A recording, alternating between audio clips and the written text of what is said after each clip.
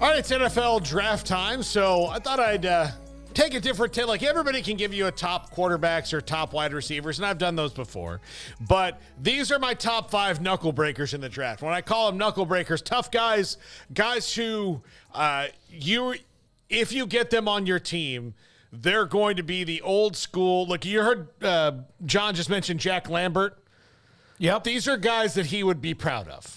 Okay. I heard when I was a kid, I went to when we were living in Bossier City, we went to the Independence Bowl luncheon. And Danny White, who I actually wound up doing a podcast with a couple years ago, was the keynote speaker. And he said about Jack Lambert, they used to just keep him in a cage, feed him raw meat, and show him videos of the quarterbacks. That's kind of how they did. These are guys who are in a cage and fed raw meat. They're not all offensive linemen or defensive linemen. They're various guys with their various levels of tough guys that are in this draft. And if your team gets them, I think you're in for a good, some good output from them over their career. So number 5. He's going to be picked a little bit later because he's from Northern Illinois. But this dude, Khristian Boyd, is a defensive tackle and absolutely gets after the guy in front of him like he insulted his grandmother. It is like I kept seeing him mention Jim Nagy, like put up some Senior Bowl video of him. So then I went up and looked, watched some Northern Illinois highlights just to make sure that this isn't somebody falling in love with a guy. He is again, a smaller school guy, but you put this dude in your roster, and he's going to get in fights in his own practice. Khristian Boyd, this is a guy to keep an eye on.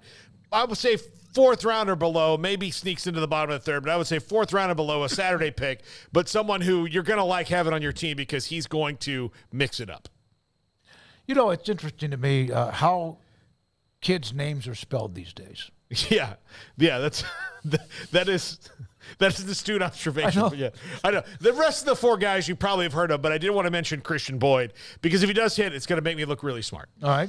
Number 4, Joe Alt, tackle from Notre Dame. He could be the first offensive lineman off the board. There's a lot of guys up there, Troy Fatnow, Talisa Fuaga, Ola Fashimu, Faishawa. I can't ever say his name. But Joe Alt is the old school Notre Dame left tackle. And I don't see him getting past the Titans at 7 because they need a guy like this really, really badly, especially when you look going forward, pairing him with Peter Skoronski from Northwestern, who they drafted last year. But Joe Alt is a dude who will absolutely protect your quarterback with every fiber of his being. Yeah, I mean, he's up at the top of all the mock drafts. So big dude, big time background as far as, his experience with the Irish and, great player that's going to be a top 10 pick. I think the highest rated non-quarterback or wide receiver is what he's pretty much pegged at across the board from what I've seen. Yeah. Number 3, Payton Wilson, a linebacker for North Carolina State. He's had some injury history, but he'll be a Cowboy. Oh, it's probably, yeah.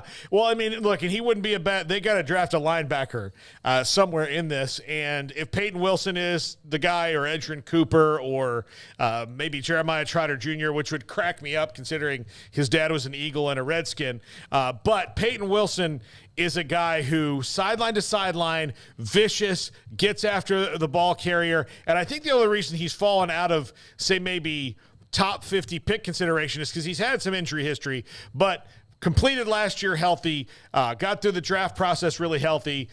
So as we get to Thursday, I wouldn't be surprised to see if we take him fairly early on in the 2nd round because he does a lot of things that most linebackers can't do. And if you're the Cowboys trying to replace the now retired Leighton Vander Esch, that's a pretty good comp for him because I would have said that's kind of Leighton Vander Esch's attitude too, where he will break your knuckles. Very good player. He's one of those that I voted for, a couple of those after the season, postseason awards type of, honors. But, another guy, like you said, is he healthy? Yeah. Number 2, my man, Braden Fiske. I wish he'd been at Florida State for 4 years, but Western Michigan transfer, got better each and every week. And if you watch down the stretch, especially post-Jordan Travis injury, Braden Fiske played his best football after that, where the defense took it on their backs. I mean, he is not like an oversized defensive tackle. Like he's he's not in the Tavondre Sweat mode. I mean, he can play kind of all the positions mode, but he will get in there and mix it up. Again, I love him like a son. Maybe more than his actual parents do.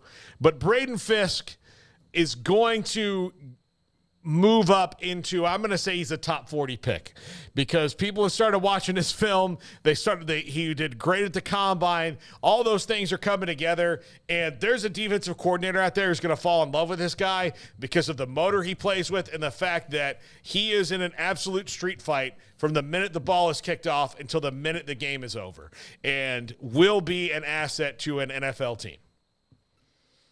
Don't have much to add to that. Yeah. Well, he played next to Verse, right? Is that? Yeah. That's not a bad 1-2 punch right there. In fact, what they did later in the season was they'd put, if Verse was on the left, he would switch to the right. So they kind of had, they did a lot of stunts. It was very impressive. Now, Verse is a tough guy. I wouldn't necessarily call him the knuckle breaker, but number one, and this is my favorite offensive lineman in the entire draft, is Zach Frazier from West Virginia. This dude. Absolutely. He's in the Mike Webster mold. Who was the center for the Bears in '85? Oh God. McMichael was on the offensive line. Defensive line. Defensive line. But there's who's the off but there's, I know I'm thinking of him, and I can see him in my head. I want to say it's not Tecklenburg because he played at Baylor, but there was a guy like that name, that similar name. Yeah, like that kind of dude.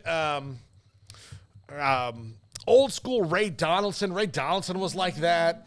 Just Dermontti Dawson. He's in that mold of a center, Zach Frazier. I actually prefer him to Jackson Powers Johnson from Oregon, who's also could be on this list, but having watched him Jay Hilgenberg. Thank you. Jay Hilgenberg. That's the guy I was thinking of. But he is one who just, I could just see his fingers taped individually, but blood running down and him not caring. And then you say, whose blood is that? And he'll go, what does it matter? He's that dude, Zach Frazier. If you get him, your offensive line will be way better. And the Cowboys need a center. That's who I want them to get. The grinder. Yes. He's a grinder. Yes. Still wonder what would happen in Dallas. Who was the center that had the strange... Travis Frederick. Guillain Barre, yeah. Yeah, the Guillain Barre. Gian Barre? Gian Barre. Yeah, that was such a hellacious offensive line.